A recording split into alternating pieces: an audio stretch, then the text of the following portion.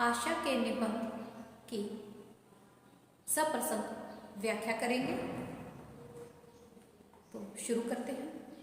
आशा से बंधा हुआ संसार चलता है, रोगी को रोग से, कैदी को कैद से, ऋणी को ऋण से, कंगाल को दरिद्रता से। इसी प्रकार हर एक क्लेशित पुरुष को एक दिन अपने क्लेश से मुक्त होने की आशा होती है, चाहे उसे इस जीवन में क्लेश से मुक्ति न मिले। पर आशा के सहारे इतना होता है कि वह धीरे धीरे अपने क्लेशों को झेलता हुआ एक दिन इस क्लेशमय जीवन से तो मुक्त हो जाता है। पर हाय, जब उसकी यह आशा भंग हो जाए तो उस समय उसके कष्ट का क्या ठिकाना।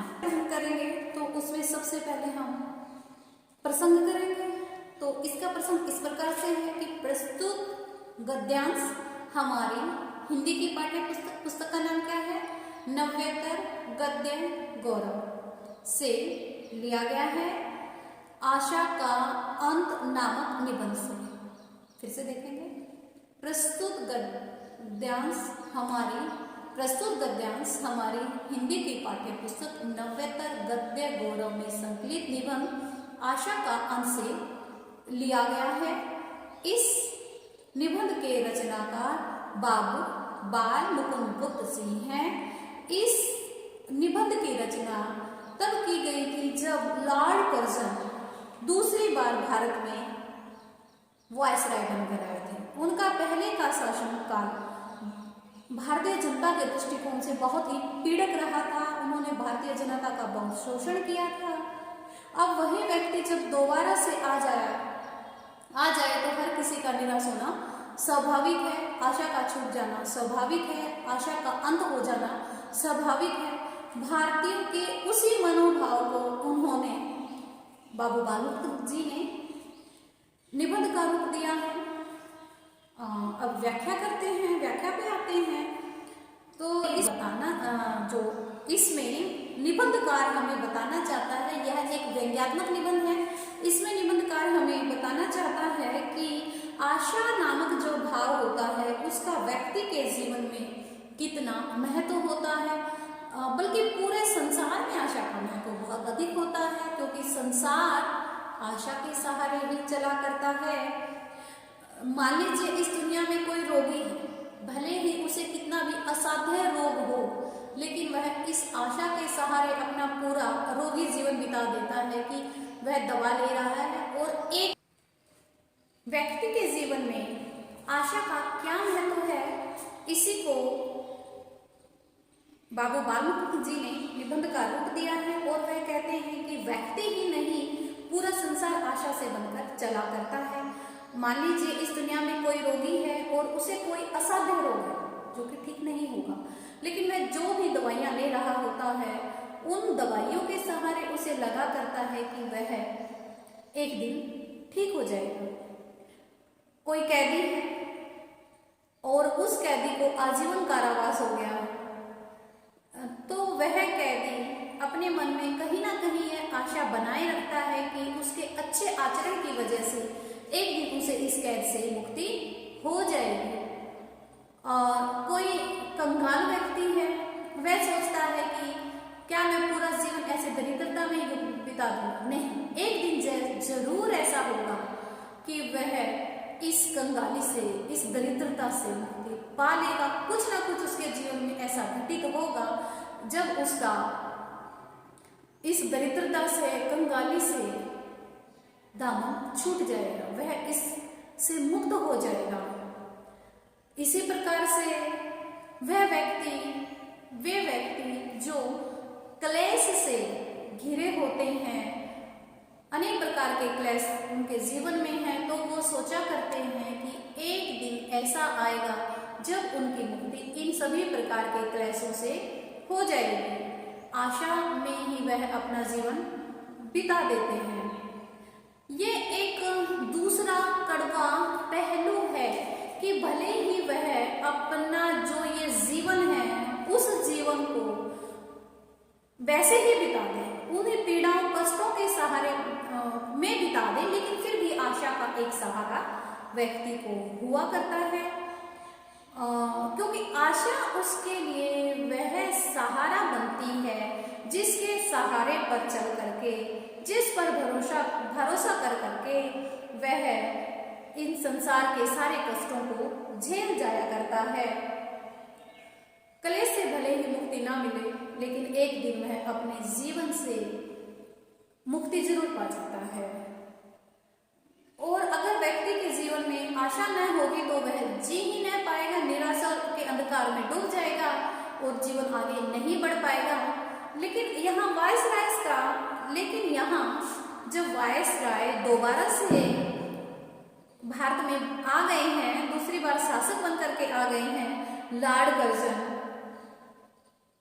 तो भारतीयों की चिंता कहीं अधिक हो गई है और यह चिंता उनकी जायज भी है, उसे गलत नहीं कहा जा सकता, क्योंकि एक आशा होती है। लेकिन जब व्यक्ति की आशा ही खत्म हो जाए, आशा ही भंग हो जाए, तब उसके कष्ट का कोई ठिकाना नहीं रहता है।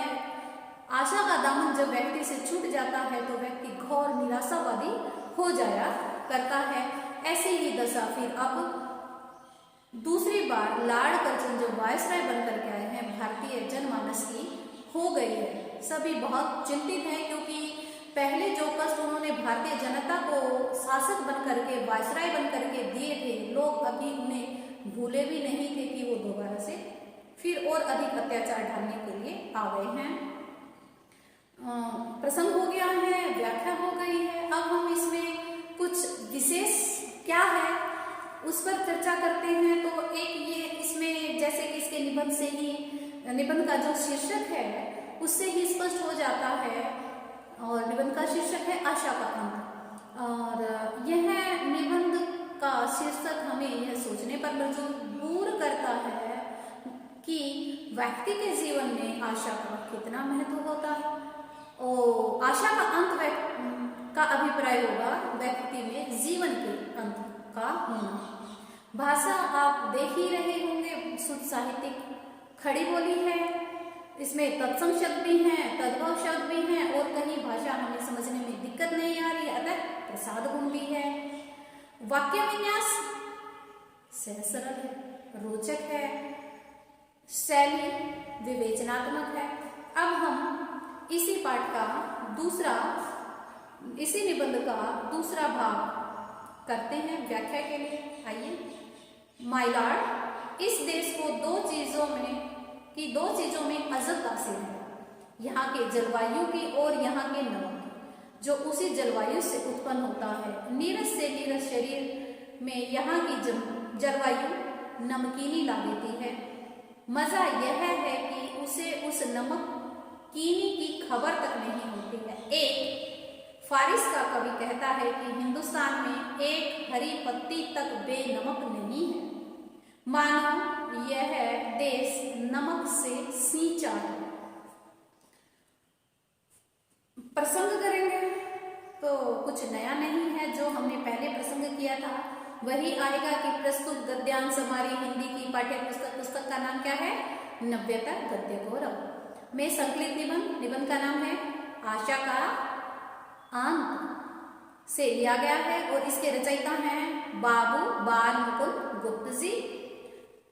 और इस निबंध में उन्होंने दूसरी बार जब वायसराय बनकर आते हैं लॉर्ड कर्जन, तो भारतीय जनता की आशा का किस प्रकार से अंत हो जाता है उसी को निबंध की विषय वस्तु बनाया है। यह एक व्यंग्यात्मक निबंध है। व्याख्या देखिए,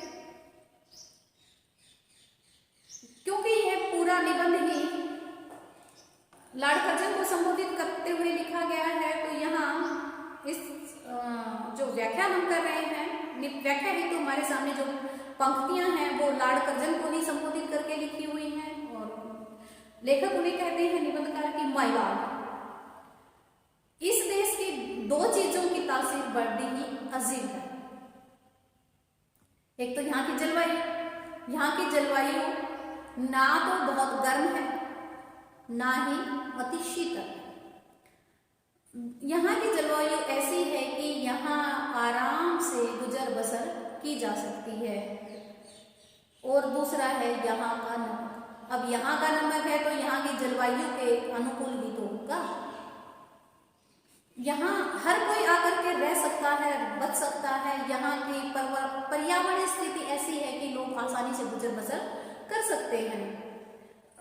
कोई बाहर से नीरस व्यक्ति भी यदि भारत में आता है, इस देश में आता है, तो उसके शरीर में यहाँ आकर के नमकीनी आ जाती है। जो व्यक्ति कल तक नीरस था, इस देश की तासीर का प्रभाव यह पड़ता है उस पर कि वह इस देश की जलवायु, यहाँ का नमक उसमें नमकीनी ला देता है। और यह निबंधकार कह रहे हैं कि ये बहुत ही मजे की बात होती है कि जब उस व्यक्ति में नमकीनी आ जाती है, फिर भी वह व्यक्ति नहीं जान पा रहा होता है कि वह पहले जैसा नीरस नहीं रहा है। वह यहाँ की जलवायु से बहुत कुछ सीख गया है। यहाँ की जलवायु ने उसे बहुत कुछ वो दिया है जो उसमें पहले नहीं था। और फिर कवि का उदाहरण देते हुए, वह कवि जो एक फारिस का कवि था, उसके उदाहरण देते हुए निबंधकार कहता है कि हिंदुस्तान में एक पत्ती भी, एक हरी पत्ती भी बिना नमक के नहीं है। ऐसा लगता है मानो इस देश को किसी ने नमक से सींच दिया हो। और कहा जाता है कि जो नमक किसी का खा लेता है तो वह उससे गद्दारी नहीं करता है। और यहाँ बार बार नमक का उदाहरण निबंधकार इसीलिए दे रहा है कि यहाँ रह करके तुम यहाँ की जनता से गद्दारी मत करो। जब नमक यहाँ का खा रहे हो तो फिर यहाँ की जनता के प्रति थोड़े सहृदय बनो। अब इसमें विशेष बात करें, विशेष तो व्यंग्यात्मक रूप में लाड़ कर्जन पर व्यंग्य किए गए हैं और उसे खुराभाती बताया है, जो कि वो थे ही। भाषा साहित्यिक खड़ी बोली है, आप देख रहे हैं। तत्सम तद्भव शब्द हैं, प्रसाद गुण है, वाक्य विन्यास सरल है। अगला देखते हैं। अफसोस माय लॉर्ड, यहाँ से जलवायु की तासीर में आप में अपनी पिछली दशा के संस्मरण रखने की शक्ति नहीं रहने, नहीं तो अपनी पिछले 6 साल पहले की दशा से अब की दशा का मिलान करके चकित होते, घबरा के कहते कि मैं क्या हो गया हूँ? क्या मैं वही हूँ जो विलायत से भारत की ओर चलने से पहले था? बंबई में जहाज से उतरकर भूमि पर पांव रखते ही यहाँ की जलवायु का प्रभाव आप पर आरंभ हो गया था। प्रसंग करते हैं।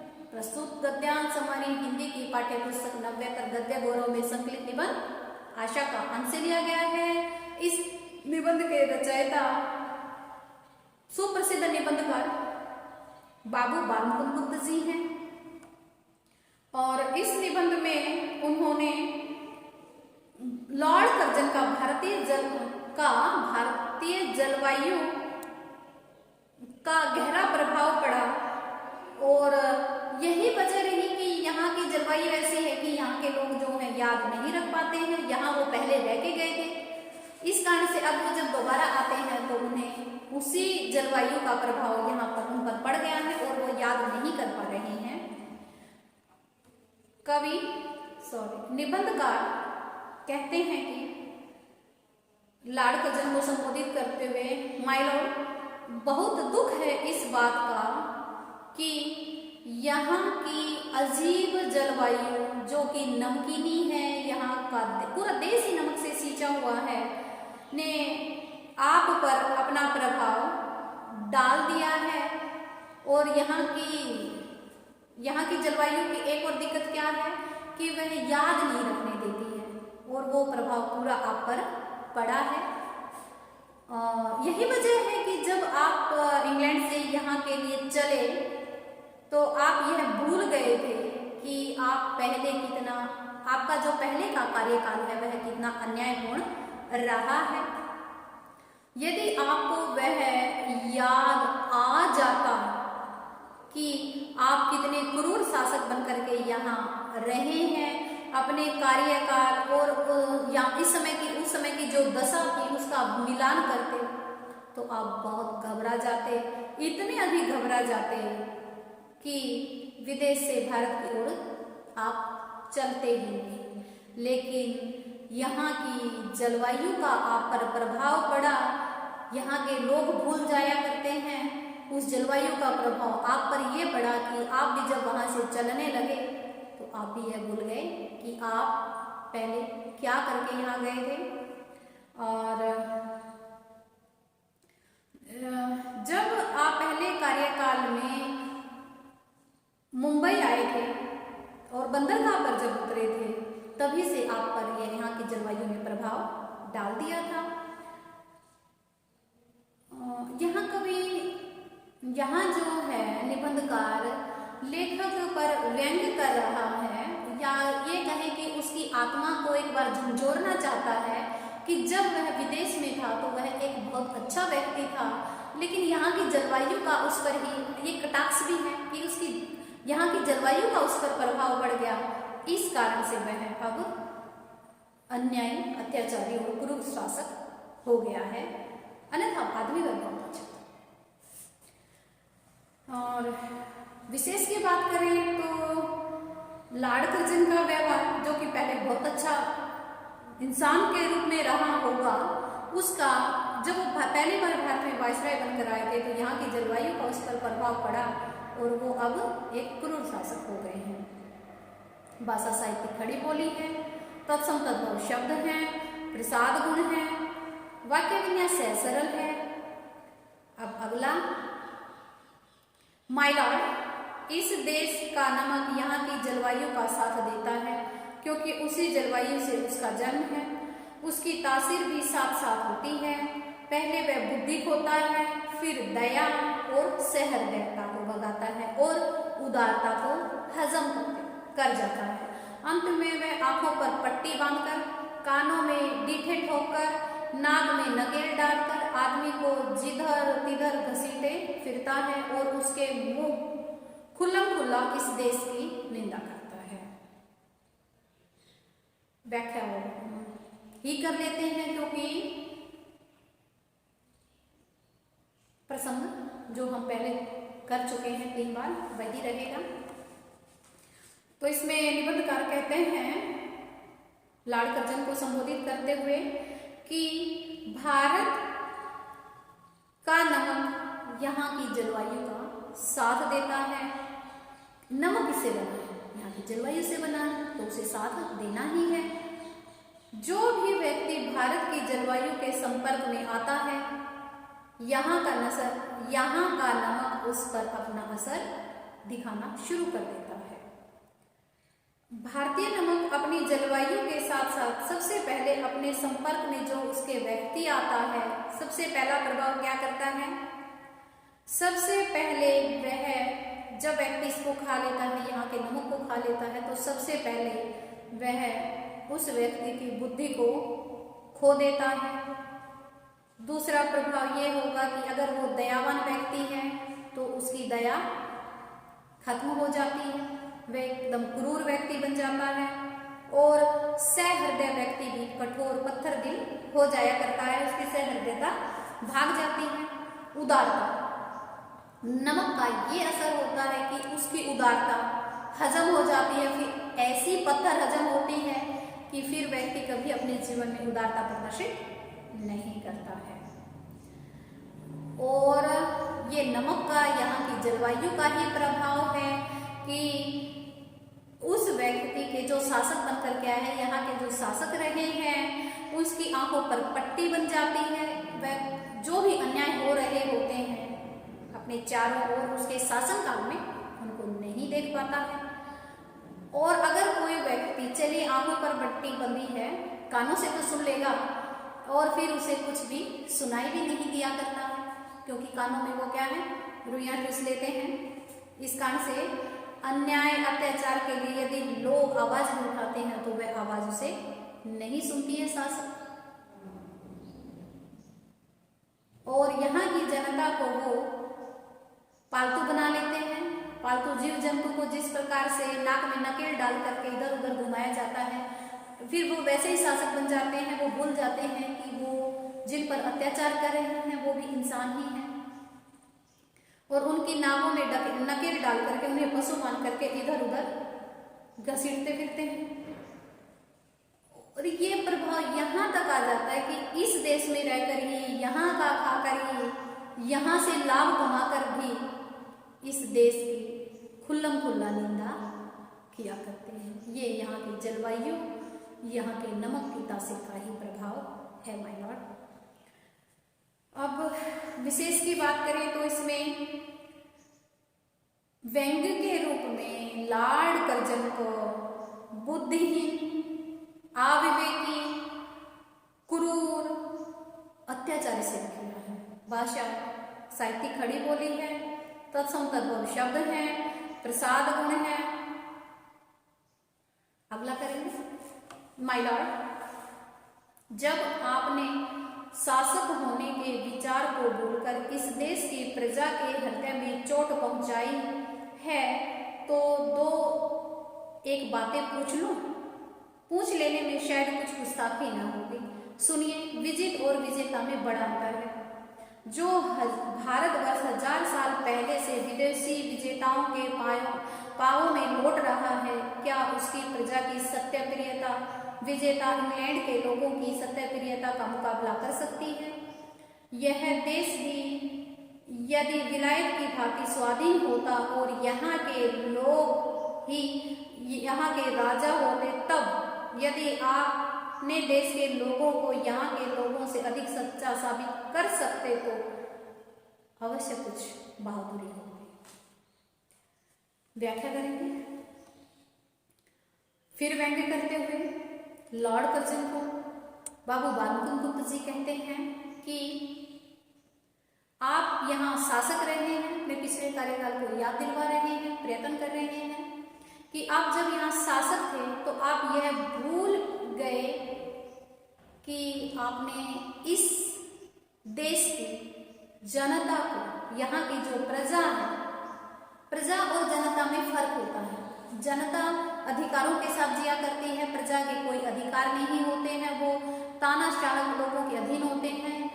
राजा की जैसी मर्जी होती है, शासक वर्ग जैसा चाहता है वैसा ही फिर वहाँ की प्रजा किया करती है। तो जब स्वाधीन नहीं था भारत तो यहाँ जनता नहीं प्रजा ही रहा करती थी।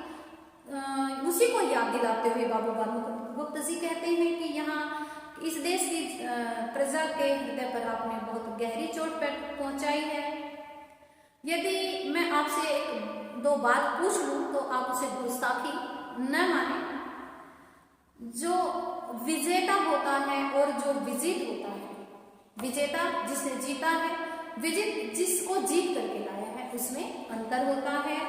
भारतवर्ष तो हजारों साल से यहाँ गुलाम रहा है। जो इस देश को जीतने आए थे, जिन्होंने जीता, उन विजेताओं के पैरों में लौटता रहा है। और आप कह रहे हैं कि यहाँ के लोग सत्यप्रिय नहीं हैं, इंग्लैंड के लोग सत्यप्रिय हैं।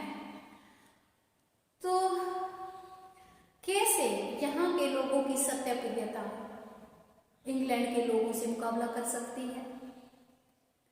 यदि भारत भी इंग्लैंड की तरह स्वाधीन होता, यहाँ के राजा भी यहाँ पर शासक होते,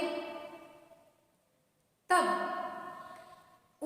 इन दोनों देशों के लोगों की सत्यप्रियता में यदि मुकाबला किया जाता तब ज्यादा बेहतर बात होती, कुछ बहादुरी की बात होती। जो व्यक्ति गुलाम है, आपके अधीन है, आप उसे झूठा कहेंगे, वह तो अपने आप को सिद्ध ही न कर पाएगा कि वह सच्चा है। तो आप जो कह रहे हैं, जो भी लांछन लगा रहे हैं, वह हमें इसलिए मानने पड़ेंगे क्योंकि हम आपके गुलाम हैं।